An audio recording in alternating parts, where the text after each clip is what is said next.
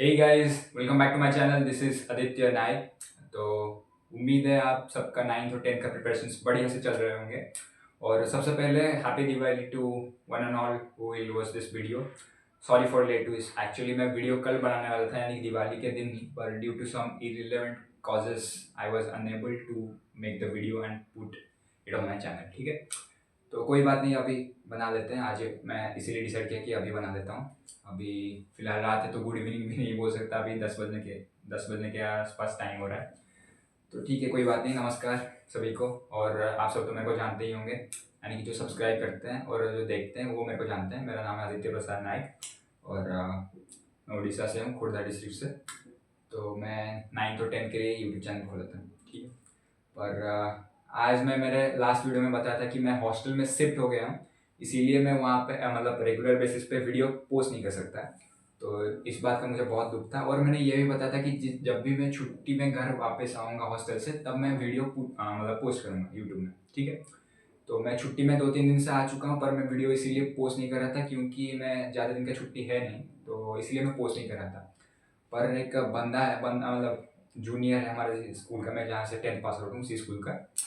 तो उसने कहा कि सॉरी तो उसने कहा कि भैया आप तो आ गए, हमें वो भी फिलहाल 9th में है, तो उसने कहा कि भैया एक वीडियो बना लो ग्रेविटेशन के ऊपर। और थोड़ा दिक्कतें आती है चैप्टर में, मेरे को उसका न्यूमेरिकल समझ नहीं आता है, तो उसी के ऊपर एक वीडियो बना लो। तो इसीलिए मैं ये वीडियो बना रहा हूँ, वरना मैं वीडियो बनाने वाला नहीं था इस बार छुट्टी में जो आया हूँ, दिवाली की छुट्टी में। ठीक है, क्योंकि ज़्यादा दिन छुट्टी है नहीं, सेमेस्टर खत्म होने के बाद आऊँगा तो पक्का आपका सिलेबस पूरा कंप्लीट करेंगे। ठीक है, और देखते हैं वहाँ पे कुछ हो सकता है सुविधा। मैं मेरे 2-3 दोस्तों के साथ बात किया हूँ, अगर वहाँ पे कुछ ऐसे फैसिलिटीज़ मिल सकते हैं तो फिर हम वहाँ पे पोस्ट करेंगे। और एक खुशखबरी नहीं बोल सकते क्योंकि सर्टेनिटी होने का सर्टेनिटी बहुत कम है। लेकिन मैं 2-3 बंदों से बात किया था, अप्रोच से गया था, अप्रोच लेके कि मेरा एक चैनल है, उसमें हम रेगुलर बेसिस पे वीडियो डालेंगे। और आ, वो फिजिक्स केमिस्ट्री और मैथ्स को ऐसे डिवाइड कर देंगे 3 टीचर्स में वो टीचर्स बनेंगे, लेकिन मैं तो टीचर नहीं हूँ फिलहाल, आप मेरे भैया बुला सकते हो। ठीक है, मैं टीचर के मतलब उस लेवल पे आया नहीं। ठीक है, पर मैं ऐसे बातचीत किया था कि वो फिजिक्स और केमिस्ट्री मैथ्स तीनों सब्जेक्ट को 3 अलग अलग बंदे पढ़ाएंगे। ठीक है, और अगर अच्छी मतलब कॉलेज में मेरी मिल जाएगी एक मैम मैम मतलब हमारी क्लास बैचमेट में कोई अगर इंटरेस्ट लेगी तो उनको हम बायोलॉजी दे देंगे। ठीक है, क्योंकि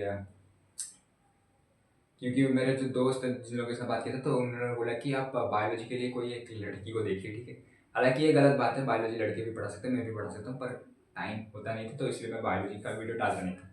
ये देखते हैं, ये फिलहाल बात का बात है, मतलब होता है कि नहीं, सर्टनिटी बहुत, चांसेस बहुत कम है, probability almost very low probability है इसका। तो ठीक है, चलो।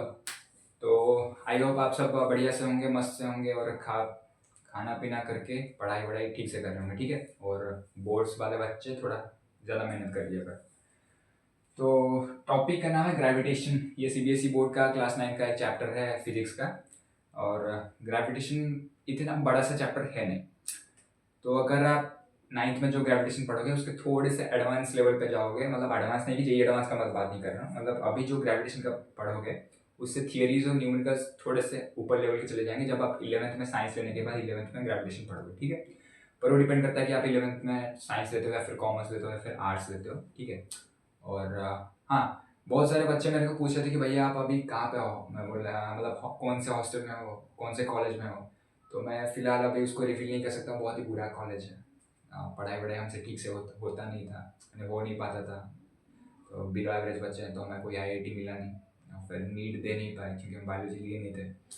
तो यह छोटा सा कॉलेज है, वहाँ पे हम पढ़ाई कर रहे हैं, कोई अच्छा खासा सब्जेक्ट भी है नहीं।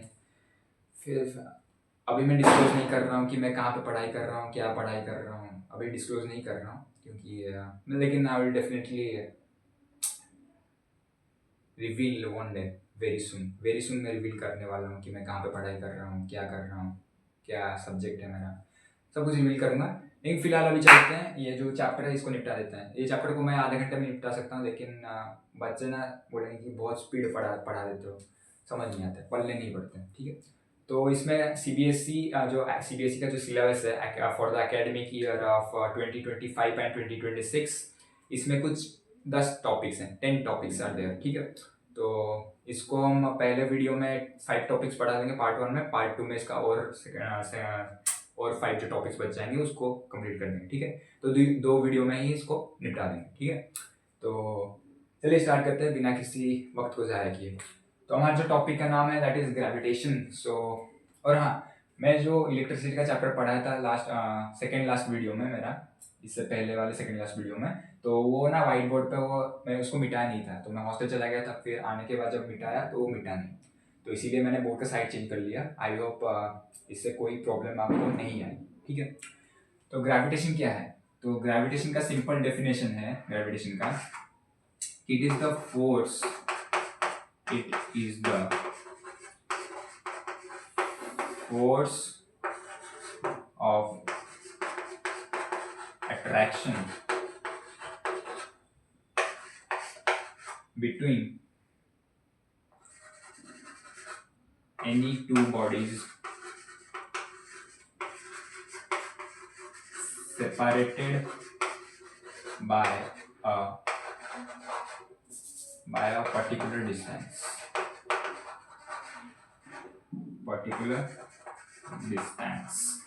ठीक है। यानी कि सपोज ये एक बॉडी है, बॉडी ए, ये दूसरी बॉडी है, बॉडी बी। सॉरी साउंड थोड़ा पटाखे के साउंड आ रहे हैं, हमारे दिवाली आज भी हो रहा है, दिवाली यहाँ पे, तो पटाखे फोड़ रहे हैं, तो बीच बीच में साउंड आता है, तो उसके लिए माफ़ी चाहता हूँ, ठीक है। तो एक है बॉडी है, दूसरा है बॉडी बी, और इन दोनों के बीच में जो सेपरेटिंग डिस्टेंस है वो है डी, ठीक है। तो ये ए बॉडी का कैपिटल एम लेते मान लेते हैं मास, बी बॉडी का मास मान लेते हैं स्मॉल एम, तो इन दोनों के बीच में जो डिस्टेंस है वो डी है, और ये दोनों ना आपस में अपने आप को अट्रैक्ट करते हैं। तो आप बोलेंगे कि यहाँ पर एक डाउट आएगा आपको कि भैया अट्रैक्टिंग और रिपल्सिव फोर्स को तो हम मैग्नेटिक फोर्स बोल देते हैं, आप यहाँ पे ग्रेविटेशनल फोर्स क्यों बता रहे हो, ठीक है। तो एक्चुअली वो ना मैग्नेटिक जो फोर्स है वो सिर्फ मैग्नेट के केसेस पे, कॉन्सेप्ट पे ही बेस्ड है, मतलब सिर्फ मैग्नेट जब भी आते हैं तभी बोलते हैं कि अट्रैक्ट हो रहा है फिर रिपेल हो रहा है, तो इसको मैग्नेटिक फोर्स कहते हैं मैग्नेट के केस पे। लेकिन उसको छोड़ने के अलावा बाकी दुनिया में जितने भी सारी चीज़ें हैं, यूनिवर्स में देख लो, गैलेक्सी यूनिवर्स में जितने भी सारी चीज़ें, उन चीज़ों के बीच में, और यहाँ पे डेफिनेशन में ना सिर्फ एनी टू बॉडीज लिखा है, लेकिन एनी टू बॉडीज नहीं होता, बहुत सारे बॉडीज के अंदर ही ग्रेविटेशनल फोर्स होता है, लेकिन डेफिनेशन के लिए आप एनी टू बॉडीज यूज करते हो, ठीक है, ताकि आपको क्लैरिटी आ जाए कि हाँ ग्रेविटी क्या होता है।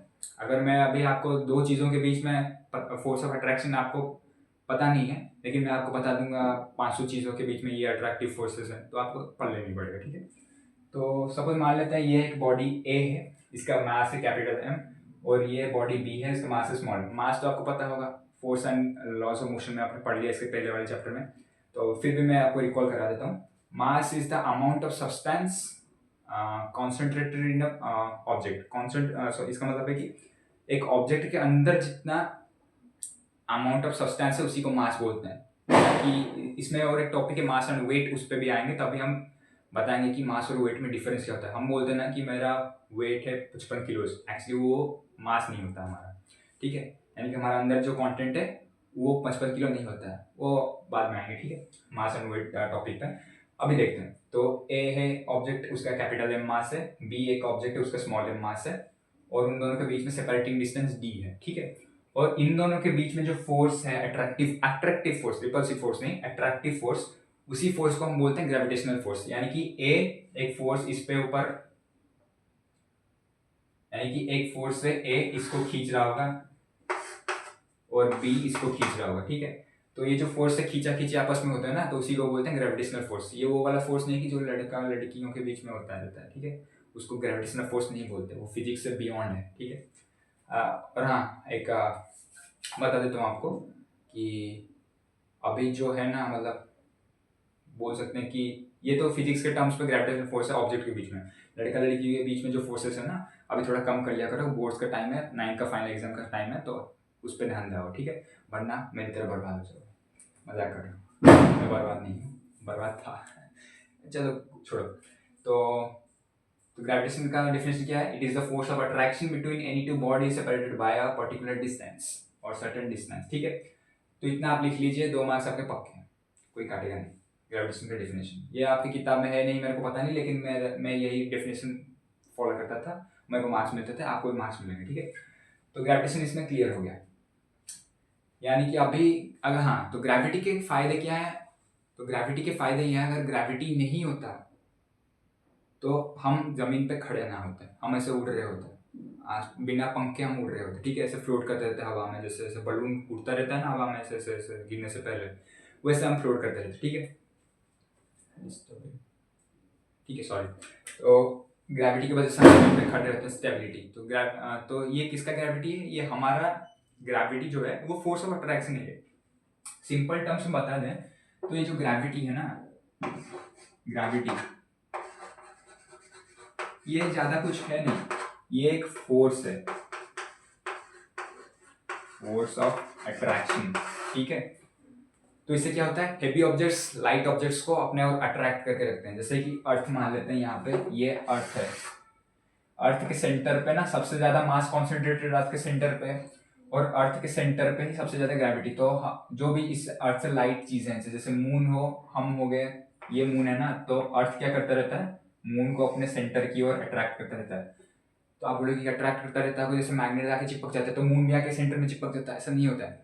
क्योंकि ये ना, ये एक नेग्लिजिबल बोल नहीं सकता, लेकिन हाँ इन दोनों के बीच में फोर्स है, लेकिन हमें ऐसे दिखता नहीं कि मून आके अर्थ में चिपक जाता, नहीं, इन दोनों के बीच में फोर्स है, इसीलिए वो मून क्या होता है ना, स्टेबिलिटी मेंटेन करके एक ही पर्टिकुलर पाथ पे अर्थ के चारों ओर रेवोल्यूशन लगाता रहता है, चक्कर काटता रहता है, ठीक है। तो और जैसे कि आप बोलोगे ठीक है, मून का तो मास अर्थ से थोड़ा बहुत कम है, तो इसीलिए वो चिपकता नहीं है, लेकिन हमारा मास तो बहुत अर्थ के कंपैरिजन पे बहुत ही माइन्यूट है, माइन्यूट यानी बहुत ही स्मॉल है। तो हम तो अर्थ के सेंटर में ही चले जाते, घुस जाते, ऐसा क्यों नहीं हो रहा है? ऐसा इसीलिए नहीं हो रहा है क्योंकि ये है ना, जो अर्थ का जो ग्रेविटी है वो बहुत ही मतलब ऐसे नॉर्मल कैटेगरी का फोर्स है, ऐसा कि नहीं कि पूरा डरावना फोर्स, बड़ा सा फोर्स है, आपको खींच के अपने ले आएगा ब्लैक होल की तरह, ठीक है। तो जिन बच्चों को पता नहीं है कि ब्लैक होल क्या होता है, वो आप अभी नहीं पढ़ सकते हो, आप हायर स्टडीज ऑफ फिजिक्स में करोगे तभी पढ़ोगे। ब्लैक होल्स स्पेस के मतलब हमारे अर्थ के बहुत ही बाहर है, ठीक है। तो टॉपिक बात, तो ग्रेविटी की वजह से ही हम, अर्थ क्या करता है ना, हम सेंटर हमें खींचता रहता है, तो सेंटर हमें जैसे ही खींचता है तो हम ऐसे खड़े रहते हैं इसके ऊपर। अगर सेंटर हमें खींचता ना, तो हमारा जो वेट और मास है इतना लाइट है, हम ऐसे ऐसे हवा में फ्लोट करते रहते हैं, ठीक है। तो अब मान लेते हैं ये अर्थ का सेंटर है और ये एक इंसान है, सपोज मैं हूँ आदित्य। तो अर्थ के ग्रेविटी की वजह से ही मैं इसके अर्थ के सरफेस पर, जमीन पर ऐसे खड़ा हूँ, वरना खड़ा नहीं होता, ऐसे उड़ता रहता, ठीक है। तो आप बोलोगे, अभी बच्चे बोलेंगे कि ग्रेविटी का ये तो प्रो है कि हम जमीन पर खड़े रहते हैं, कौन ये है कि हम उड़ नहीं पाते, अगर ग्रेविटी नहीं होता तो हम बिना पंखे भी उड़ जाते हैं, ठीक है। तो आई होप ये ग्रेविटेशन वाला टॉपिक आपको क्लियर हो गया होगा। चलते हैं नेक्स्ट टॉपिक पे।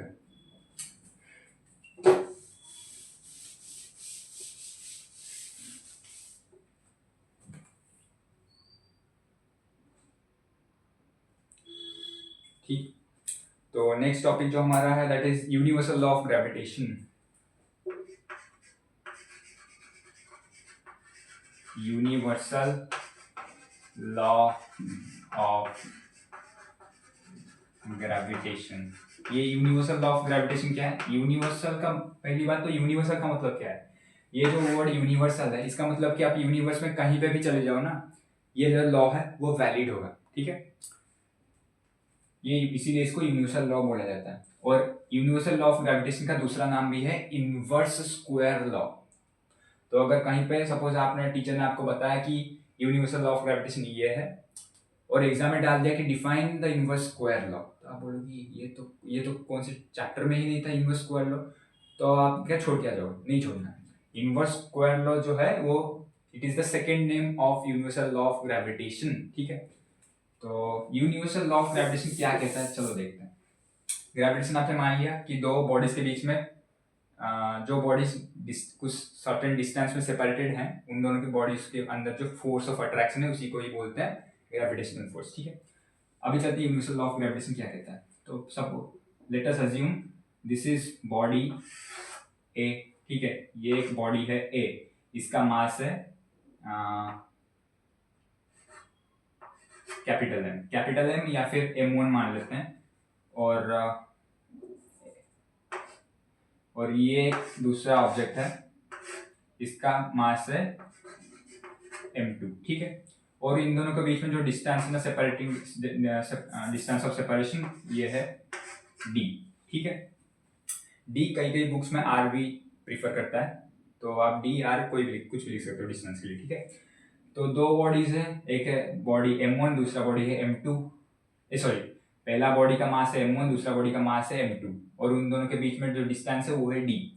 तो according to universal law of gravitation, पहले मैं आपको मैथमेटिकली आपको प्रूव करके दिखा देता हूँ कि, सॉरी प्रूव तो नहीं, ऑलरेडी प्रूव्ड है। तो मैथमेटिकल टर्म्स में कैसे डिफाइन होता है वो पहले दिखा देता हूँ, उसके बाद डेफिनेशन आपको बता दूंगा, ठीक है। तो according to universal law of gravitation it states that the force of attraction between these two objects, ये दो ऑब्जेक्ट हैं, इन दोनों का मास है, ठीक है। तो ये दोनों को आपस में अट्रैक्ट करते रहते हैं, ठीक है।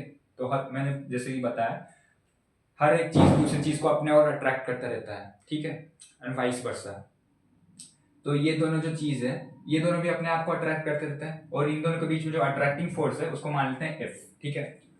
तो वो जो फोर्स ऑफ अट्रैक्शन होगा F, वो डायरेक्टली प्रोपोर्शनल होगा इन दोनों बॉडी के प्रोडक्ट ऑफ मासेस, यानी force of attraction between these two bodies, ये बॉडी A है, ये बॉडी B है, A and B is directly proportional to the product of the masses, यानी F is directly proportional to m1 into m2, ठीक है। इसको मान लेते हैं अभी इक्वेशन 1, क्लियर।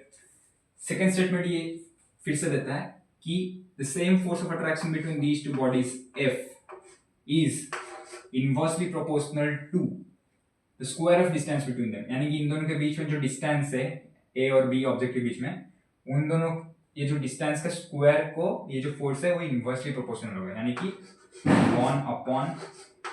1/d², equation 2। तो डायरेक्टली प्रोपोर्शनल का मतलब होता है कि एक चीज बढ़ेगा तो दूसरा चीज बढ़ेगा, डायरेक्टली प्रोपोर्शनल। इनवर्सली प्रोपोर्शनल का मतलब होता है एक बढ़ता है तो दूसरा घट जाएगा, एंड वाइस वर्सा। यानी ये जो ग्रेविटेशनल फोर्स F है, फोर्स ऑफ अट्रैक्शन इनके बीच में, इन दोनों ऑब्जेक्ट के बीच में, तो ये कब बढ़ेगा, जब m1 और m2 में से कोई एक चीज बढ़ता है, और कब घटेगा, जब d बढ़ता है, यानी कि d बढ़ेगा तो F घटेगा, अगर m और m1 और m2 में से कोई भी बढ़ता है या फिर दोनों बढ़ते हैं तो F बढ़ेगा, ठीक है।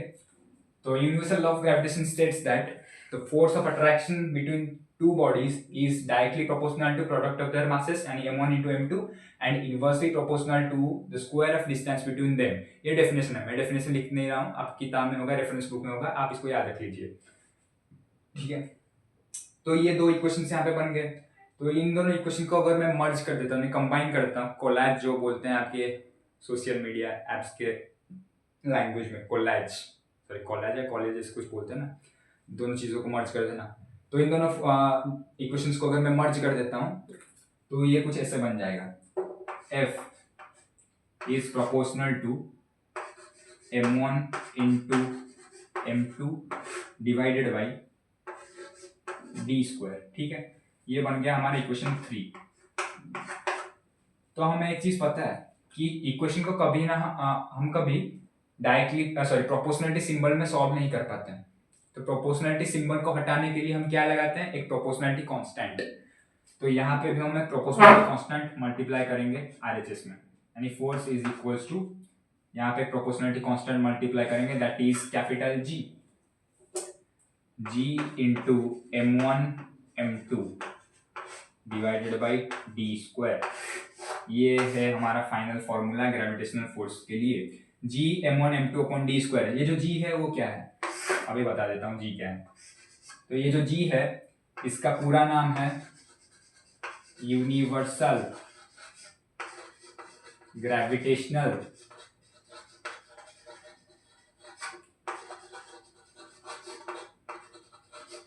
कांस्टेंट, ठीक है। यूनिवर्सल ग्रेविटेशनल कांस्टेंट, यानी G का वैल्यू, फिर से यहाँ पे यूनिवर्सल वर्ड आया, इसका मतलब यह है कि G का जो वैल्यू है वो आप कोलकाता में रह के जितना डालोगे लंदन में भी उतना ही डाला जाएगा, स्पेस में भी उतना ही डाला जाएगा, ठीक है। G का वैल्यू कहीं पे भी चेंज नहीं होगा।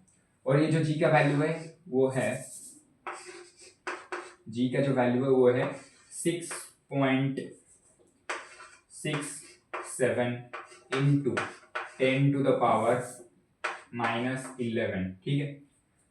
इसका कुछ यूनिट भी होगा जी का, तो जी का यूनिट है, देखो यहाँ पे डी जो है डी स्क्वायर का यूनिट क्या होगा, metre into metre, metre square होगा, डिस्टेंस का स्क्वायर का मीटर स्क्वायर होगा यूनिट, m1 और m2 का kg इंटू केजी स्क्वायर होगा। तो जी को हम कैसे निकालेंगे यहाँ से, तो इस इक्वेशन से फाइनल इक्वेशन जो f is equal to G m1 m2 upon d square, तो इसमें से g हमारा इस प्रकार से निकल जाएगा, g will be equals to f into d square, इधर डिवाइड है उस तरफ जाके मल्टीप्लाई हो जाएगा, d स्क्वायर ऊपर ये m1 m2 ऊपर निकला है, नीचे आके इस तरफ लेफ्ट साइड में क्या हो जाएगा, डिवाइड हो जाएगा f से, तो m1 m2।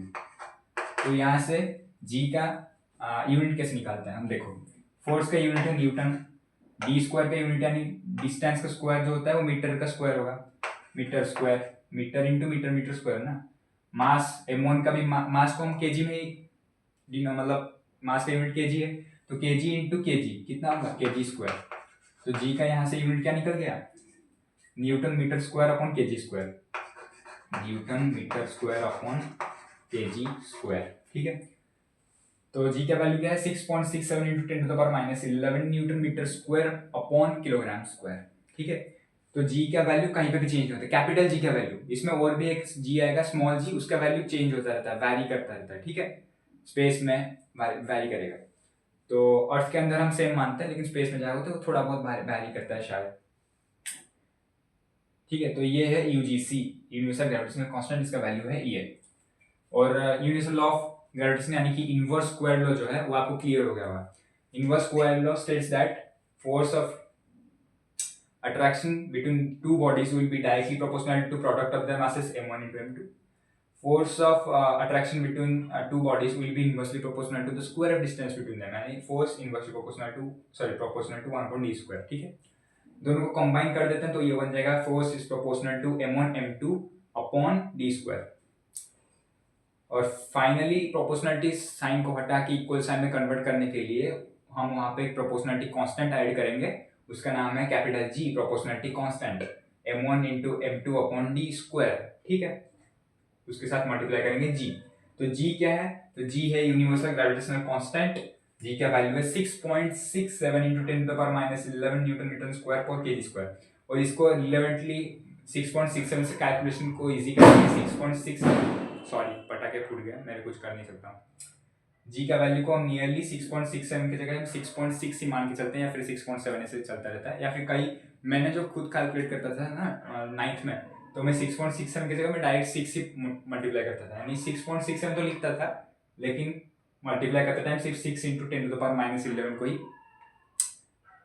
यूज करता था, ठीक है। Just a minute.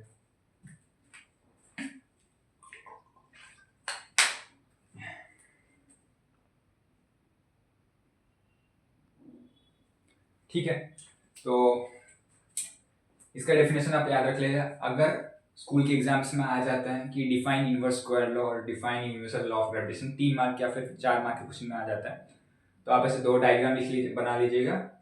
और हाँ, आपको लिखना पड़ेगा कि let us assume 2 bodies, assume तो नहीं, let us take 2 bodies A and B, mass of A is m1, mass of B is m2, या फिर कैपिटल M स्मॉल m ले सकते हो, x y कुछ भी ले सकते हो, and distance of separation between them is d, और स्मॉल r स्मॉल d कुछ भी ले सकते हो।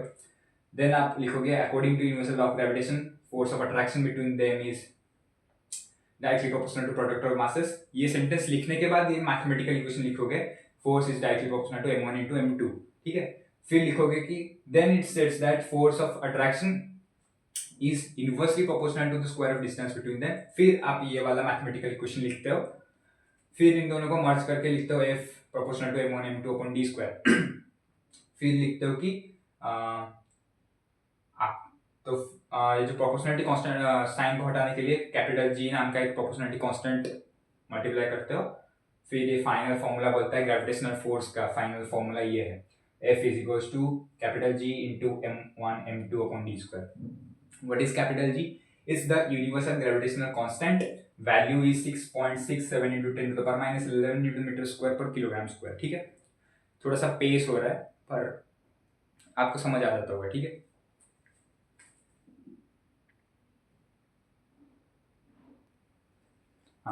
तो नेक्स्ट टॉपिक पे आते हैं। नेक्स्ट टॉपिक जो हमारा है दैट इज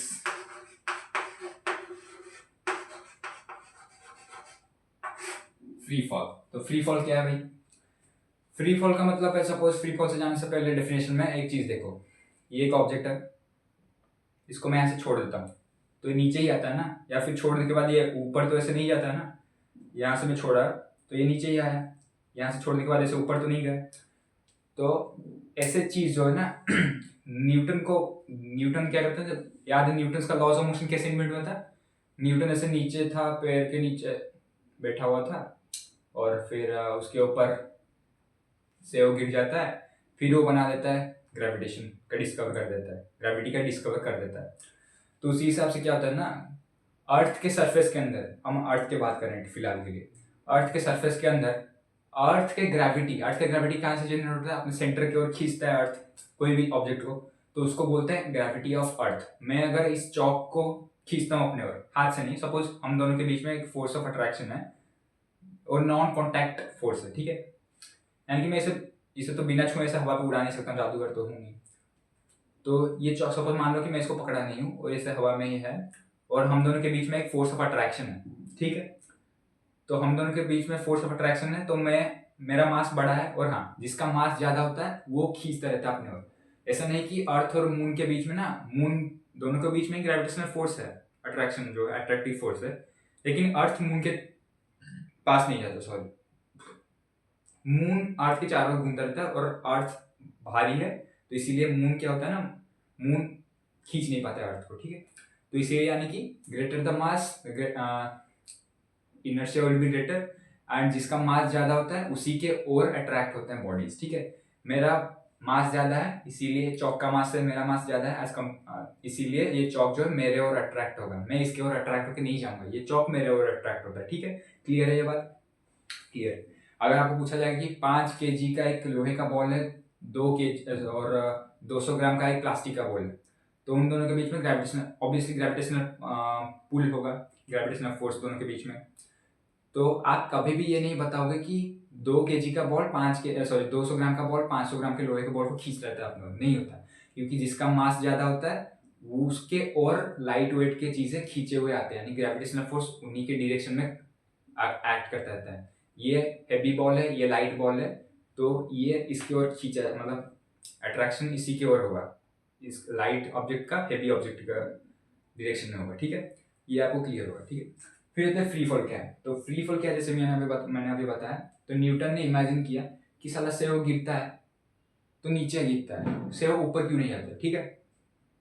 तो उसके बाद ही ग्रेविटेशन का खोज हो गया वहीं से, और फिजिक्स का बूम उठा हो गया। बहुत सारे दोस्त ऐसे बोलते रहते हैं मेरा कि साला न्यूटन के दिमाग में ऊपर ये नारियल, सेव की जगह नारियल गिर जाता तो अच्छा होता, लेकिन भाई नहीं, अच्छा नहीं होता, कोई ना कोई तो ऐसे ढूंढ लेता, अपन ढूंढ लेते, मजाक कर रहा हूँ, मैं ढूंढ नहीं पाता, ठीक है। मेरे को तो वैसे भी पढ़ाई वढ़ाई में इतना इंटरेस्ट है नहीं, बिलो एवरेज बच्चा हूँ, ये मजाक का बात है, मैं बिलो एवरेज बच्चा हूँ नहीं, ठीक है। अगर होता तो मैं आपको पढ़ाने के लिए आता ही नहीं वीडियो पे, हिम्मत नहीं आता मेरा, ठीक है। मेरे को एक बात बताऊँ, मेरे को पढ़ाने में बहुत मज़ा आता है, इसीलिए मैं वीडियोस डालते रहता हूँ, मैं बच्चों को पढ़ाता हूँ। मैं पहली बार पढ़ाया था जब मैं 7th पास आउट होकर 8th में आया था, और मैं मैथ्स का एक चैप्टर पढ़ा था, एक्सपोनेंट पावर नाम का चैप्टर, उसी को पढ़ा था एक बंदे को, एक दिन 1 घंटे में ही सब कुछ क्लियर करा दिया था, उसने बोला कि हाँ भाई बढ़िया पढ़ाते हो।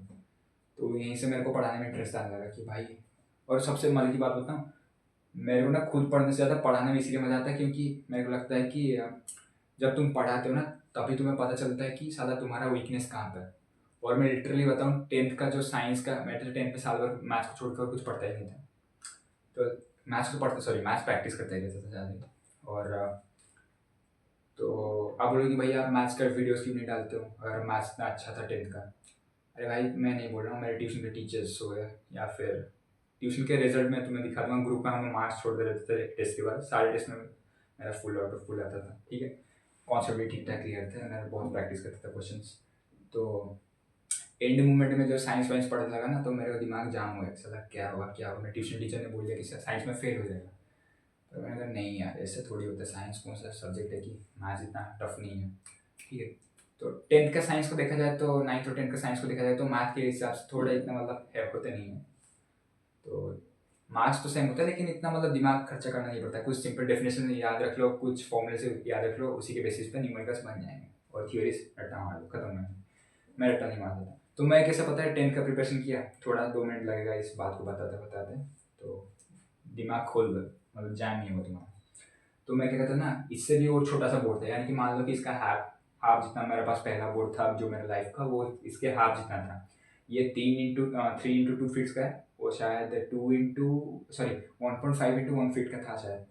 तो उसमें मैं क्या करता था ना, उसमें तो कुछ लिख नहीं पाओगे, तो उसमें मैं ना स्केच पेन यूज़ करता था, क्योंकि मार्कर से बहुत मोटे हो जाते थे लेटर्स। तो मैं स्केच पेन यूज़ करके पूरा ऐसे मिनिमल सॉरी मिनिमल तो नहीं, वेरी टाइनी लेटर्स में लिखता था। तो लिखते लिखते ना मैं ऐसे बिहेव करता रहता। और हाँ, रात में सब सो जाने के बाद ही मैं पढ़ाई करता था साइंस का। सपोज खा पी लिया 9:30 बजे, 10 बजे के आसपास, 10:30 बजे से मैं पढ़ाई स्टार्ट करूँगा। और हाँ, पूरा प्रॉपर कपड़े पहन के इन करके मैं ऐसे टीचर की तरह पढ़ाऊँगा कि कोई नहीं होगा क्लास तो नहीं, मेरे रूम में कोई नहीं होता था, दरवाज़ा बंद करके ऐसे पूरा पंखा वंखा चालू करके ऐसे ऐसे पूरा हाथ हिला के ऐसे ऐसे टीचर की तरह बिहेव करते रहता था। और जहाँ पे मैं अटकता था, मेरे को पता लग जाता था कि साला मेरा यहीं पे डाउट है, तो मैं उसको नोट करके रखता था। सब कुछ खत्म होने के बाद मैं उसी को फोकस करता था, खत्म कहानी। तो ये आपके लिए एक ट्रिक है, इसको आप यूज़ कर सकते हो, ठीक है। जितना आप बांटते हो ना ज्ञान, जितना आप पढ़ाते हो ना, आप कॉन्सेप्ट उतने स्ट्रॉन्ग हो जाते हो। और हाँ, मैं ये बता दूँ, ग्रेविटेशन चैप्टर डालने से पहले ना मैं सिर्फ सीबीएसई के वेबसाइट में जाके देखा था कि सिलेबस में कौन से टॉपिक्स हैं। और डेफिनेशन किसी का भी नहीं देखा, डेफिनेशन सिर्फ एक ही चीज़, सॉरी कुछ डेफिनेशंस कुछ थ्योरी कुछ नहीं देखे मैंने, मेरे को याद है अब तक। भले ही मैं बिलो एवरेज तो नहीं हूँ, मतलब इतना भी टॉपर टाइप का स्टूडेंट नहीं हूँ, पर इतना भी जो मैं एक बार पढ़ता हूँ तो बहुत दिनों के लिए याद है। सॉरी फॉर पटाखा crack sound for this bloody crackers, ठीक है। तो चलिए स्टार्ट करते हैं, फ्री फॉल क्या है। तो फ्री फॉल क्या है? Free fall is the fall when an object falls from a certain height towards the surface of earth due to the earth's gravity, यानी कि अर्थ के ग्रेविटी की वजह से। अरे यार, एक मिनट, सॉरी, थोड़ा सा पटाखे के साउंड बहुत आ रहे थे, तो इसलिए मैंने वीडियो को पॉज कर लिया था। चलो स्टार्ट करते हैं। तो फ्री फॉल जो है, इसका डेफिनेशन आपके रेफरेंस बुक्स और फिजिक्स के बुक के हिसाब से। तो when an object falls freely on the surface of earth due to gravity of the earth, then it is said to be as free fall। यानी कि ये एक चौक एक ऑब्जेक्ट है, ये ऐसे गिरता है, फ्रीली गिरता है ऐसे अर्थ के सरफेस के ऊपर, ऐसे नीचे आता है, यहाँ छोड़ता हूँ तो ऐसे नीचे आता है। तो वो अर्थ के ग्रेविटी की वजह से ही अर्थ इसको पुल करता है, इसीलिए ये नीचे आता है, ठीक है। हमको अर्थ पुल करता है, इसीलिए हम खड़े हैं जमीन पर, ठीक है, वरना हम उड़ते रहते हैं। तो ये चौक भी उड़ता नहीं है, अर्थ की ग्रेविटी की वजह से ये नीचे आ रहा है। तो ये जो ऐसे नीचे आता है, यहाँ से लेकर यहाँ तक, ये जो ऐसे चला आता है, देखो दोबारा ऐसे यहाँ से छोड़ा, ये अर्थ की ग्रेविटी की वजह से नीचे आएगा ऐसे। ये जो यहाँ से लेकर यहाँ तक ऐसे होके आ गया ना, उसी को बोलते हैं फ्री फॉल। अर्थ के ग्रेविटी की वजह से जो चीज़ ऊपर से नीचे अर्थ के सरफेस पे आता है फ्रीली, उसको बोलते हैं फ्री फॉल। इसका और कोई कुछ है नहीं, ठीक है। नेक्स्ट टॉपिक पे चलते हैं, mass and weight. Mass and weight, mass and weight, इन दोनों चीज़ों में ना बहुत ही कंफ्यूजन से होता है लोगों को, मैं आज क्लियर कर देता हूँ। एक तरफ है मास, दूसरा तरफ है ये मास जो नागार्जुना वाला मास वाला फिल्म का मास नहीं है, ठीक है। मास यानी कि बताता हूँ, ठीक है। मास, दूसरी तरफ है वेट, ठीक है। तो मास क्या है? Amount of substance present in the body, present inside the body of an object, ठीक है। It is a scalar quantity, it is a scalar quantity and unit of mass is kilograms, ठीक है। and it is constant, it is always constant। Weight के definition पे आ जाता है, it is the force of attraction, force with which Earth attracts the object towards its surface. और ये एक वेक्टर क्वांटिटी है।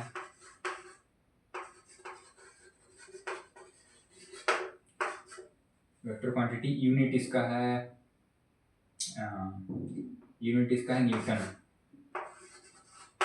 न्यूटन या फिर फोर्स का जो यूनिट है न्यूटन है, और क्या है kg metre per second square, ठीक है। और it weight can be 0 positive, weight can be positive negative, और it is always constant, it can never B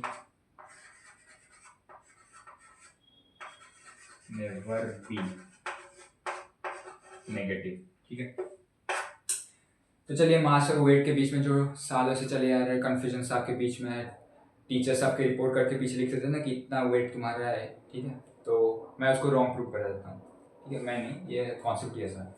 तो मास क्या है? तो mass is the amount of substance present in the body of an object. एक body के inside जितना amount of substance present है उसी को बोलते हैं mass. It is completely different from the weight, ठीक है। सपोज ये एक ऑब्जेक्ट है, ठीक है, इसके अंदर जो चीजें हैं, अमाउंट ऑफ चीजें इसके अंदर जो ऐसे है, इसके अंदर जितने भी अमाउंट ऑफ सब्सटेंस है उसको बोलते हैं मास, ठीक है। उसको वेट नहीं बोलते, उसको बोलते हैं मास। और ये जो चीज, ये जो टोटल मास का जो टोटल बॉडी है, ये बॉडी जिस फोर्स के साथ अर्थ के ओर अट्रैक्ट होता जाता है उसको बोलते हैं वेट। W से रिप्रेजेंट करते हैं वेट को, मास को कैपिटल M से, ठीक है।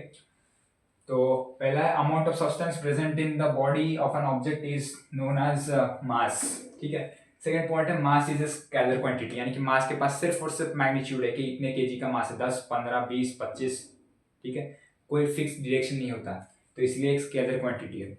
फिर आता है यूनिट ऑफ मास, क्या है किलोग्राम्स, केजी, और किलोग्राम्स है ये एसआई यूनिट ऑफ मेजरमेंट से, standard unit of international unit of, क्या है एसआई का फुल फॉर्म क्या है, स्टैंडर्ड इंटरनेशनल स्टैंडर्ड कुछ भी हो, एसआई यूनिट मेरे को बस याद नहीं आ रहा, सॉरी। एसआई यूनिट के हिसाब से केजी है, ठीक है। और एसआई के एमकेस यूनिट के हिसाब से किलोग्राम है, सीजीएस के हिसाब से ये ग्राम्स हो जाता है, इसके केजी से भी और बड़े होते हैं, क्या जैसे कि एमजी तो मिलीग्राम हो जाएगा ना, तो फिर केजी से भी ऊपर वाले यूनिट्स होते हैं, ठीक है। फिलहाल आपका मास का यूनिट है किलोग्राम्स, एमके सिस्टम के हिसाब से, केजी, और ग्राम किस में होता है, सीजीएस के हिसाब से, ठीक है।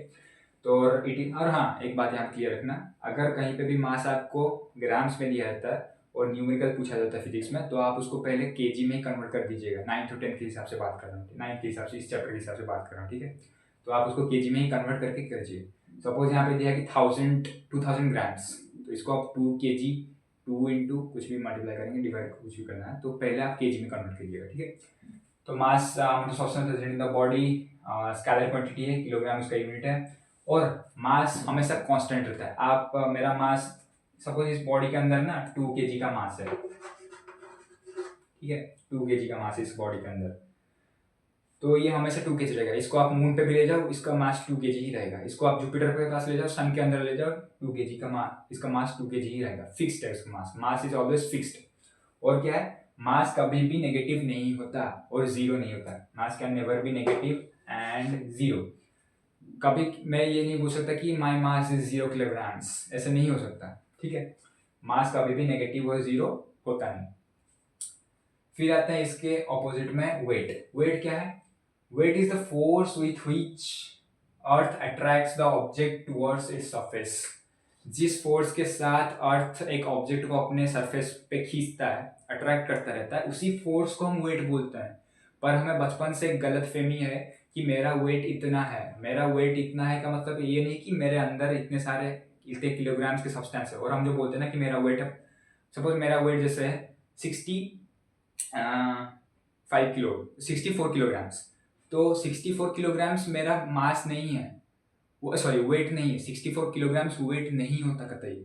क्यों? क्योंकि वेट उसी को बोलते हैं कि जिस फोर्स से हमें अर्थ अपने ओर खींचता है। ये सपोज मान लेते हैं ये अर्थ का सरफेस है और ये चौक है, चौक के अंदर का मास है 200 ग्राम, तो 200 ग्राम इसका मास है। वेट इसका 200 ग्राम नहीं है, वेट क्या होगा 200 ग्राम, जिस फोर्स से अर्थ इसको अट्रैक्ट कर रहा है अपने ओर, उसी फोर्स को हम बोलेंगे वेट, ठीक है। और वेट क्या होता है, वेक्टर क्वांटिटी होता है, इसके पास डायरेक्शन होता है, डायरेक्शन तो होता है क्योंकि अर्थ के सेंटर के और सरफेस की ओर आ रहा है, तो डायरेक्शन है, मैग्नीट्यूड है, इसीलिए वो वेक्टर क्वांटिटी है। और ये फोर्स है, since it is a force, so इसका यूनिट भी न्यूटन है, कैपिटल एन या फिर kg metre per second square, ठीक है। और वेट क्या होता है, वेट जीरो भी हो सकता है, पॉजिटिव भी हो सकता है, नेगेटिव भी हो सकता है, ठीक है। तो मास और वेट बहुत ही ज़्यादा डिफरेंट है, दोनों अपने आप से बहुत ही ज़्यादा डिफरेंट है। हम बोलते रहते हैं कि मेरा वेट इतना है, मेरा वेट उतना है, नहीं होता। 55 किलो मेरा वेट है, 56 किलो उसका वेट है, वो मोटा है क्योंकि उसका वेट 140 किलोग्राम है, नहीं, 140 किलोग्राम उसका वेट कतई नहीं होता है। 64 किलो मेरा वेट है नहीं, मेरा 64 किलो इसलिए दिखाता है मशीन पे, वेइंग मशीन पे, क्योंकि वो वेट नापता है, यानी कि अर्थ मेरे को कितने फोर्स से खींच रहा है उसको नाप के बताता है कि ये 64 है। पर एक्चुअल मास मेरा जो है, मास यानी कि मेरे अंदर शरीर के अंदर कितनी चीजें प्रेजेंट है, ठीक है, इस कॉन्सेप्ट पे आता है। और हाँ, वेट कैलकुलेट करने का एक फॉर्मूला होता है, वो बताता हूँ नेक्स्ट स्लाइड पे। स्लाइड तो नहीं, इसको मिटाना पड़ेगा। पर हाँ, अगर एक सक्सेसफुल टीचिंग लाइन पे इंटरेस्ट आ जाता है तो जब खरीदेंगे तभी स्लाइड से लिखेंगे, ठीक है। फिलहाल देखते हैं।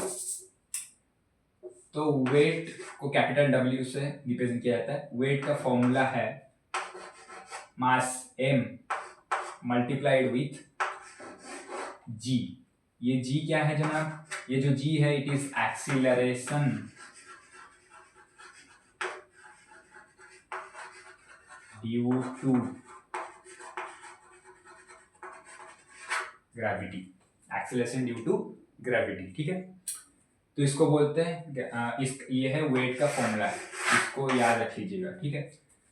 पर यहाँ पे देख रहे हो मास ये है, वेट ये है, पर हम गलती बचपन से ही करते आ रहे हैं। टीचर्स लोग भी, बहुत कुछ लोग जो फिजिक्स जानते हैं वो भी गलती करते हैं कि मेरा वेट है 108 किलोग्राम्स, नहीं होता वो वेट 108 किलोग्राम नहीं होता। आपका एक्चुअल वेट कैसे कैलकुलेट करते हैं मैं बताता हूँ।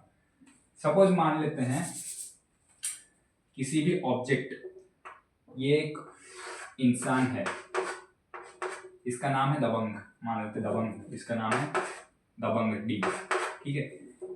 हम बोलते रहते हैं कि सॉरी, इसका जो मास है, amount of substance present in दबंग्स बॉडी इज, सपोज मान के चलते हैं 20 किलोग्राम्स, ठीक है, 20 किलोग्राम्स, ठीक है। और ये बोलते रहते हैं मेरा वजन 20 किलोग्राम्स है, 20 किलोग्राम्स नहीं, ये इसका मास 20 किलोग्राम्स पकड़े चलते हैं, ये है मास। तो फोर्स ऑफ अट्रैक्शन क्या होगा, जिस फोर्स से अर्थ अपने और इसको खींचेगा वो हो जाएगा मास इनटू स्मॉल जी। स्मॉल जी का वैल्यू एक है पर्टिकुलर वैल्यू, आपको न्यूटन अंकल ने ढूंढ के दे दिया है, पता नहीं कौन ढूंढा था, तो उसने दिया कि स्मॉल जी का वैल्यू है 9.8 मीटर पर सेकेंड स्क्वायर। ये फ्री फॉल, जब भी बॉडी फ्री फॉल करती है इसी एक्सीलरेशन से नीचे आती है, इसको छोड़ा फ्री फॉल हुआ, ये 9.8 मीटर पर सेकेंड स्क्वायर के एक्सीलरेशन से ही नीचे आता है। मेरे को अभी 10 मंजिल के बिल्डिंग से नीचे फेंक दोगे, मैं भी 9.8 मीटर पर सेकेंड स्क्वायर के एक्सीलरेशन से नीचे ही आऊंगा, ठीक है। तो ये एक फिक्स्ड वैल्यू दे दी है, इसको हम इजीली कैलकुलेट करने के लिए इसको हम नियरली 10 किलोग्राम्स पकड़ लेते हैं, पर एक्चुअली ये 9.8 मीटर पर सेकेंड स्क्वायर होता है, ठीक है। कैलकुलेशन इजी हो इसलिए बच्चे हैं आप तो 10 के जी यूज करते हैं। तो W is equal to mass into acceleration due to gravity. Acceleration due to gravity इसके बाद पढ़ेंगे, पहले इस कॉन्सेप्ट को क्लियर कर देते हैं, और इसका वैल्यू कैसा है ये भी पढ़ेंगे। तो दबंग का मास है 20 किलोग्राम्स, तो इसका दबंग का वेट इस हिसाब से कितना हो जाएगा 20 kilograms into acceleration due to gravity का वैल्यू है 9.8। आप 10 भी डाल सकते हो, क्यों 10 डालने की कोई जरूरत नहीं है, 0 है तो 0 एक कट जाएगा पॉइंट, तो 2 इंटू 98 कितना हुआ, 2 8 16, 6 रख के 1 कैरी लिया, 2 9 जा 18 और 19 196 किलोग्राम्स नहीं, न्यूटन्स होगा। वेट, इस दबंग का वेट कितना है, 196 किलोग्राम्स, ठीक है। तो अगर दबंग कभी आके बताता है कि वजन दबंग जाता है, वेइंग मशीन के ऊपर ऐसे खड़ा हो जाता है, फिर उसका वेइंग मशीन पे दिखाता है कि 196 किलोग्राम्स है तुम्हारा वेट, फिर दबंग बोलता है कि मेरा वेट है 196 किलोग्राम्स, वहीं पे दबंग करता है गलती। 196 किलोग्राम्स होता नहीं है, वो होता है 196 Newton's. 196 kilogram into metre per second square, ठीक है, kg metre per second square. Actual में दबंग के अंदर कितने मास है, एक्चुअली दबंग के अंदर सिर्फ और सिर्फ 20 केजी का मास है। अब ठीक है, इतना है 20 केजी का, पर जिस फोर्स से अर्थ हमें दबंग को खींच रहा है उसके सरफेस में, वो है 196 न्यूटन्स, ठीक है। आई होप आप सबको मास और वेट में डिफरेंस पता चल गया होगा। अगर आपको कभी लगता है कि सपोज मेरा सपोज मैं जैसे वेइंग मशीन पे खड़ा होकर कैलकुलेट करता हूँ, जैसे मेरा सीबीएसई का कबड्डी गेम्स में गया था, तो वहाँ पे मेरा चेक हुआ, वहाँ पे मेरा मास आया 64 किलोग्राम्स। उसने बोला कि 64 किलोग्राम्स, पर ये गलत है। ये मेरा, उसने बोला कि आपका वेट 64 किलोग्राम्स है, ये गलत है। मेरा एक्चुअल वेट जो है वो है 64 किलोग्राम्स नहीं है। मेरा वेट अगर 64 है तो उसको डिवाइड करता हूँ अगर 9.8 से, 9.8 नहीं, 11 के लिए 10 यूज कर देते हैं, तो ये 10 से कट जाएगा तो ये आ जाएगा 6.4।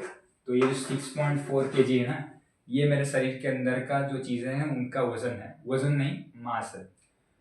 वो बोलते हैं 6.4 किलोग्राम्स वजन जो है मेरा टोटल शरीर का वजन इतना है 6.4 किलोग्राम्स।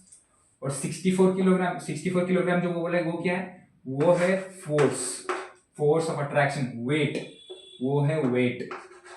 आप बोलोगे वेट तो ठीक बोला ना, एक ही बात है, लेकिन वेट जो होता है ना, वेइंग मशीन हमें दिखाता है कि 64 किलोग्राम, हम वहीं भी किलोग्राम्स में ही गलती करते हैं, एक्चुअली वो न्यूटन होना चाहिए था। पता नहीं बहुत अरसे से चला आ रहा है, पता नहीं मैं सही हूँ या गलत हूँ, लेकिन ये है एक्चुअल में। मास जो है मेरा 6.4 ग्राम से, उसको 10 से अगर हम मल्टीप्लाई कर देते हैं, नियरली 9.8 को 10 मल्टीप्लाई करते हैं तो वो 64 न्यूटन आपको देता है, ठीक है। फोर्स जो है, force of attraction, sorry, force with which earth attracts any object towards its surface is called weight। And mass क्या है, कंप्लीट डिफरेंट चीज है। मास यानी amount of substance present in that object, ठीक है, क्लियर। अब आते हैं, हाँ, तो आने से पहले एक बात बता देता हूँ। हाँ, तो अब आते हैं जो जी है, small g, acceleration due to gravity.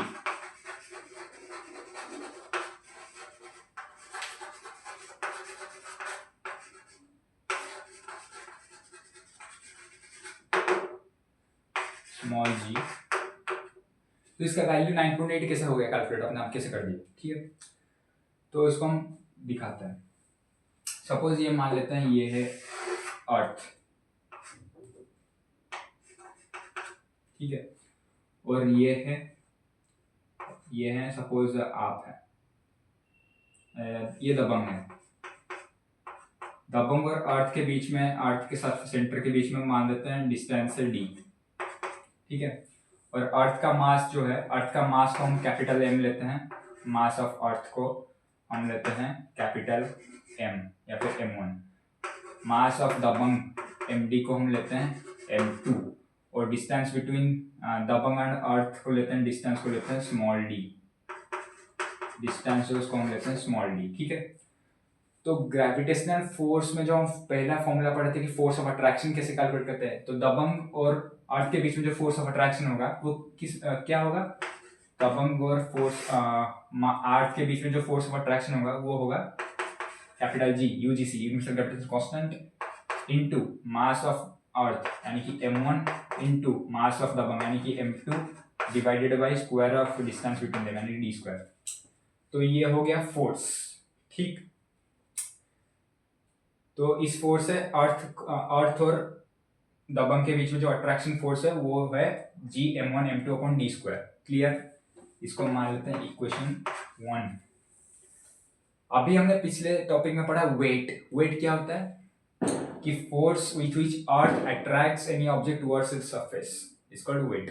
तो यानी दबंग छोटा है तो दबंग को अर्थ अपने ओर खींचेगा, तो वो जो तो इसका मतलब क्या है, दबंग का वेट दबंग का वेट WD, दबंग का वेट जो है WD, तो दबंग को अर्थ खींचता है तो वो वेट कितना हो जाएगा, mass of Dabangg, mass of दबंग क्या है m2 into acceleration due to gravity small g, ठीक है, ये हो गया WD। तो WD क्या है, वेट जो है, वेट भी एक तरीके का ही फोर्स है, फोर्स ऑफ अट्रैक्शन ही तो है, तो इसका मतलब हम लिख सकते हैं कि F is equal to m2 into g, इसको हम मान लेते हैं इक्वेशन 2।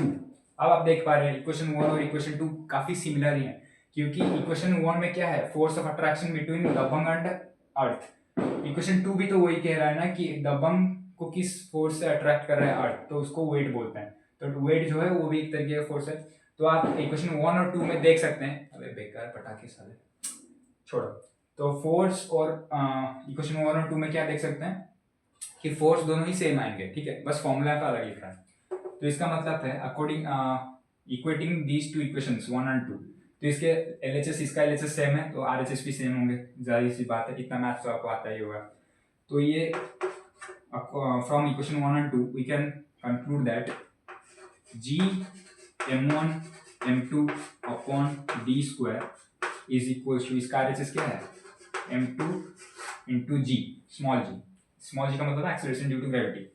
अब देख सकते हो इक्वेशन के इक्वल साइन के दोनों तरफ LHS और RHS में m2 है कैंसिल हो गया, तो यहाँ से स्मॉल g का वैल्यू कितना निकला, स्मॉल g का वैल्यू यहाँ से निकल गया capital G into mass of earth divided by distance, square का distance,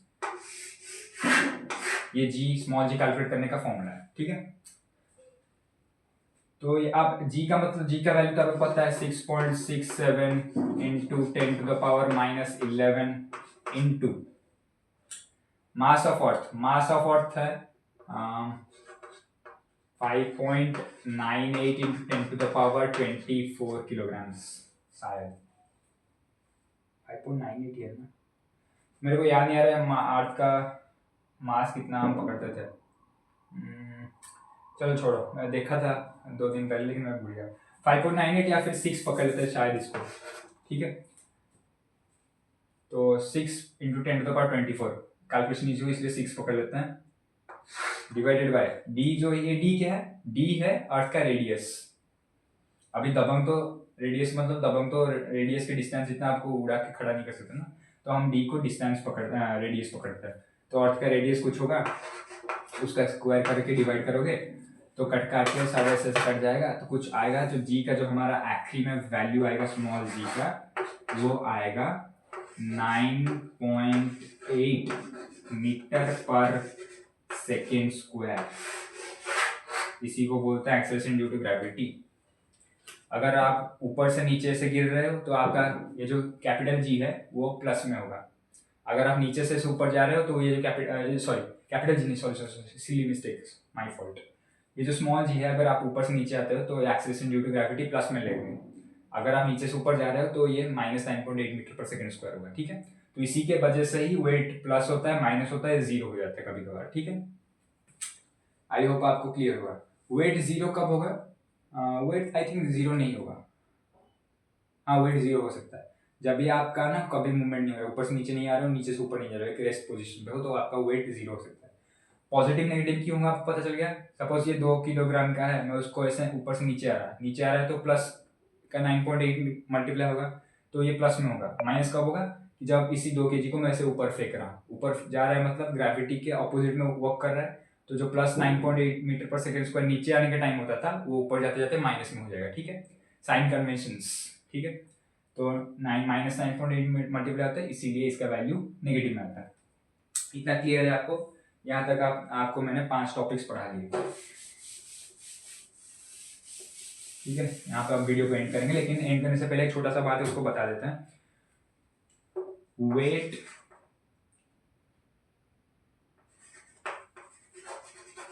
wait on moon, weight on moon का मतलब क्या है, उसको पकड़ लेते हैं WM, और वेट ऑन अर्थ इसको पकड़ लेते हैं WE। तो आप बस इसको याद रखिए, इसमें ज्यादा कुछ है नहीं, तो वेट ऑन अर्थ का जो 1/6 है वो है वेट ऑन मून। इसका मतलब क्या है? इसका मतलब क्या है? सपोज 60 न्यूटन है किसी ऑब्जेक्ट का वेट अर्थ में, तो मून में इसका वेट कितना होगा? तो मून में यही सेम ऑब्जेक्ट का जो वेट होगा वो हो जाएगा 1/6 of weight on earth. 1/6 weight on earth क्या है? 60 न्यूटन, तो 1/6 यानी कि 60 इंटू 1/6 तो हो जाएगा 10 न्यूटन। ठीक है, तो अगर आपको 1 मार्क्स एमसीक्यू में पूछ सकता है कि एक ऑब्जेक्ट है उसका वेट अर्थ पे इतना है तो मून में कितना होगा, तो आप 1/6 मल्टीप्लाई कर दोगे। ठीक है, अगर ऐसे पूछा जाता है कि एक ऑब्जेक्ट है उसका वेट मून में इतना है तो अर्थ में कितना हो, तो आप क्या करोगे? 6 से मल्टीप्लाई कर दोगे। 1/6 कब करोगे? जब आप अर्थ से मून जाते हो। मून से यहाँ पे लिख देता हूँ मैं, ये अर्थ, ये मून। जब भी अर्थ से मून जाते हो तो 1/6 मल्टीप्लाई करना, जब भी मून से अर्थ का वेट में आते हो तो 6 मल्टीप्लाई करना सिर्फ। ठीक है, इतना क्लियर? ये छोटा सा कॉन्सेप्ट था, तो वीडियो लंबा खींच लिए इसको। आप जेनजी वाले बच्चे हैं ना, तो आपको कॉन्सेंट्रेशन नहीं होगा, पर वीडियो देख लीजिएगा। और छोटे छोटे टॉपिक से, छोटे छोटे टर्म्स से, डेफिनेशंस भी बहुत छोटे छोटे। और हाँ, mass of earth, mass of moon, mass of sun, radius of earth, distance between sun and earth, distance between moon and earth, ये आप याद रख लीजिएगा। ठीक है, और एक छोटा सा ट्रिक है वो मैं आपको एंड में बताऊंगा चैप्टर खत्म होने के बाद। तो उसी ट्रिक में अगर जाओगे ना तो आपको ना GM1 M2 फॉर्मूला लगाने का कोई ज़रूरत नहीं होगा। ठीक है, मैं बताऊंगा आपको बाद में। तो आई होप आप सबको ये वीडियो पसंद आया होगा। अगर पसंद आया है तो लाइक शेयर और सब्सक्राइब ज़रूर कीजिएगा। और मैं देखता हूँ हॉस्टल जाने के बाद अगर सुविधा होता है तो रेगुलरली वीडियो पोस्ट करेंगे। ठीक है, मिलते हैं इसके पार्ट 2 में। तब तक के लिए थैंक यू, गुड नाइट।